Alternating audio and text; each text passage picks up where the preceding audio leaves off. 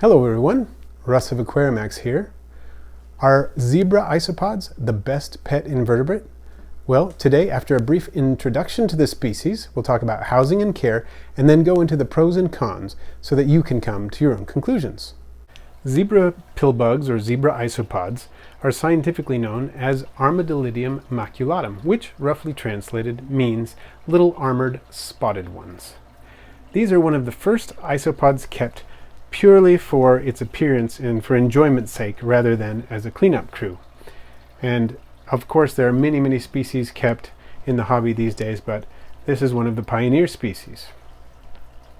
They come from places in Europe such as France and Italy and are in the same genus as the common pillbug, along with several other species in the hobby. So let's dig in a little bit into housing and care for this species. Isopods can be kept in a variety of containers, but one popular choice is just a plastic tub like this one. This is a sweater box size tub. You can see with my hand for comparison about how big it is. And basically you can ventilate one of these tubs and it makes an excellent enclosure for isopods. As you can see, I have quite a bit of ventilation in here. These are approximately 2-inch holes, 3 of them cut in the top and covered with chiffon fabric to help keep pests out. And then I have some additional vent holes along the sides that are covered with breathable medical tape, just for a little bit more cross ventilation. And that seems to suffice fairly well. They are an isopod that prefers more ventilation than some other species like Porcellio or Porcellio laevis. Requirement for higher ventilation is common among Armadillidium isopods. Substrate is an extremely important part of housing, and for the substrate I have several different materials here. This is basically a recipe that I have to thank Mickey M for, and I adapt it to my local availability and needs. This is about 1/3 organic compost, 1/3 oak pellets, which are sold for use with for barbecue, smoking meats, that kind of thing. And I soak those until they become the consistency of wet sawdust. And then 1/3 fallen hardwood leaves that I can collect in my backyard. And then I add ground eggshells for calcium. I also put a mossy area. I use some moist sphagnum moss in one area to create a moist area where they can always hydrate. And then of course several cork hides. I've got a couple of different cork hides in here, as you can see. And this one is typically upside down from its orientation now, so that the isopods have a lot of space to hide under, but just because I'm feeding them some supreme gecko chow right here, I am not going to turn them over right now. And thank you to Supreme Isopod Chow, thank you to Wally at Supreme Gecko for sending me this. He did send me this as a free sample, so I just, full disclosure, I got that from him, but I do like it. It's great. That is about all for housing. Let's move on to care. Well, one of the main things you need to do with care is make sure that you keep the moist area hydrated. Just keep the moss moist at all times. The rest of the enclosure can remain fairly dry. It doesn't necessarily have to be bone dry, as some species like it, but don't mist or moisten the other half of the enclosure as much, but this side where you keep the moss can be moistened fairly frequently. It should never dry out here. It can dry out a little bit more over here. And then you make sure you feed the isopods. Of course, much of their food should come from their substrate, from the dry hardwood leaves, and from the wood and the compost that's in the substrate. That should be a main component of their diet, but you can feed them other things. There are many other foods that you can feed them. I'll put a link in the description to several food options, and there are things that you can find around the house that you can feed them as well. If you keep fish food flakes or pellets are a great food and provide a lot of protein. You can also use bits of fruits and vegetables. I use sliced raw organic sweet potatoes. I use green beans, peas, mango, any kind of squash or zucchini, cucumber, all kinds of things like that, as well as apple, carrot, and so on. So those are some excellent foods that they can eat. And that is about all you need to worry about for care.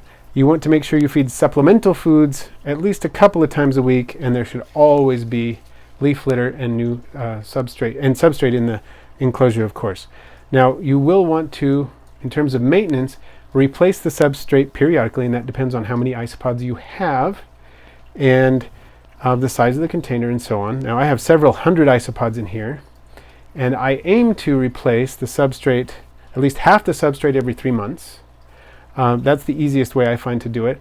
I don't always get it done every 3 months, but if I do it every 6 months or so on, that usually is sufficient, but every 3 months would be ideal to replace half the substrate. But again, it also depends on the size of your colony. If you're starting out with a colony of a dozen, it probably will be longer than 6 months before you need to replace half the substrate, and so on. That's about it for care. Let's talk about their reproduction.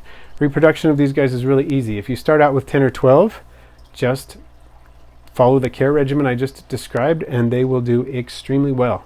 They are super easy to care for and very easy to breed. Babies will just show up because the mothers produce a pouch, it's called a marsupium, underneath their body, and it will fill with eggs. The eggs will hatch into little monkey, and those little monkey will be off on their merry way and do well without any special care other than what you provide for the adults. The adults will not harm them, and everything will be fine, and you'll get a big colony of isopods eventually. So very, very easy to breed.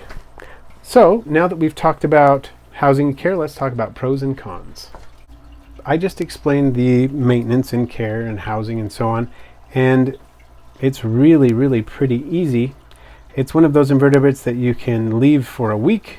If you're caring for them properly and you prepare properly, you can easily leave them for a week and come back and find them doing perfectly well.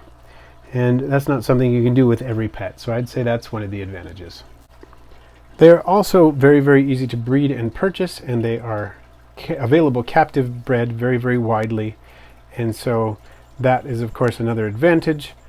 And probably anywhere where isopods are available, you will be able to get some zebra isopods without too much difficulty and fairly cheaply, because they are so easy to breed. Another advantage is that they can be kept communally. You can have hundreds of isopods in the same enclosure without worrying about them hurting each other. They will scuffle a little bit over food, but not in a harmful way at all. And as you can see, they can be handled quite safely. They're not going to jump, they're not going to pinch or bite or release foul-smelling chemicals on your hands or anything like that. So that is a great thing about handling them. The worst thing that you may have to worry about is them being damaged, but as long as you're handling them gently, they should do fine.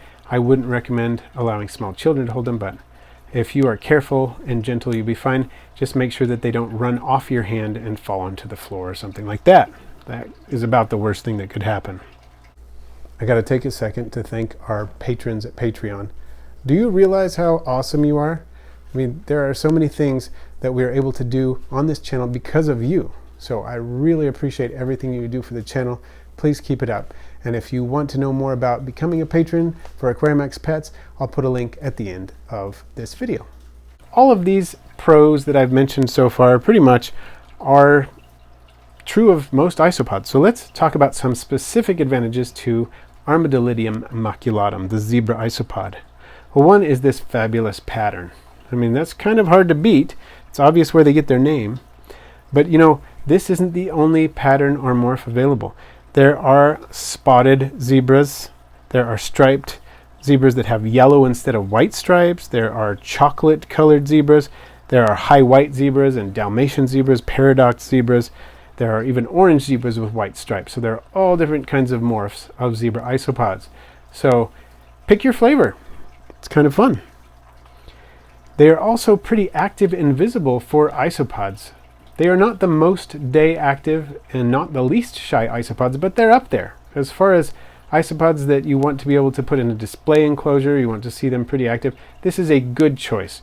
Probably not the best, but one of the better choices. And they're definitely among my favorites for all of those reasons. So let's talk about cons of keeping zebra isopods. So really, the only con that I can think of about keeping isopods and zebra isopods specifically as pets is that any kind of detritivore, that is a creature that basically eats this type of substrate with the decomposing leaves, with the compost and so on, will tend to attract fungus gnats. Just because the fungus gnats seek out this type of substrate to feed and lay their eggs in.